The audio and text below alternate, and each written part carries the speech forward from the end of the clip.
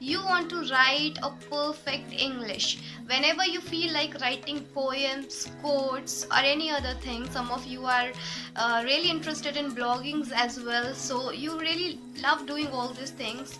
But what stops you is that sometimes you get confused that should I write I am in my home, I am at my home, she is good at singing, or she is good in singing. So what is right? Sometimes you are not able to do it, sometimes you are not able to understand it. However, you are a very good English speaker, but still you get stuck when it comes to writing, because when you are writing something you forget your English. Sometimes for some sentences you want its English translation because you are not able to translate it, or you are not able to express it in English language. So what do you do for it? You use the Google translation. So even if you use it, you just put your Hindi sentence there and it gives you the English translation, but still you are not satisfied with this translation, because the way you want to say it, the way you want to express your idea, it actually doesn't give in that same way. So for that thing you feel like that I am ready to make the English sentence, but I wish that somebody would be there who can just find my grammatical errors if I do.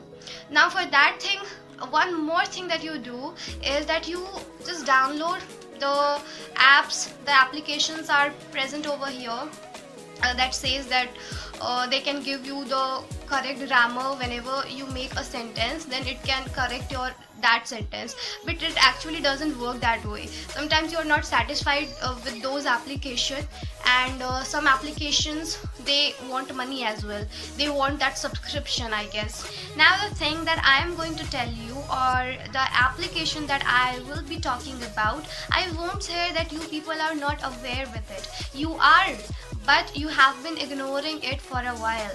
No doubt you use Google Docs or MS Docs, but for the different intention, for projects and documents. But how it would be if you use it just like the other applications?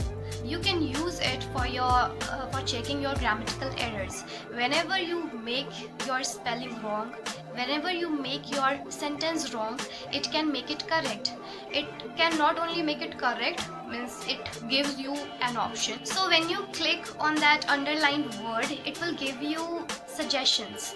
Suppose that you have made a mistake, like you can just take a trial, the correct grammar sentences that you know, or the correct spellings that you know. You can just take a trial with it. Suppose that you know that the correct sentence is she doesn't know me, but still you are writing it that she don't know me. So it will show a blue line under don't. So when you click on that word don't, it will give you the suggestion of doesn't, because the document can read your grammatical errors. The document or that Google Docs can read your spellings as well, wrong spellings. Suppose if you don't know the spelling of that word, let's take an example that you know the spelling of vector is VECTOR, but you are writing it as VECTER, then automatically it will give you the suggestion. Yeah, before that it will be shown with the red color. So when you click on that red color, you will get the correct spelling for the vector. I would like to show you in my screen. So this is the Google Docs that I am having in my mobile phone, and I have opened it. So when I click in this plus sign, there will be a page opening.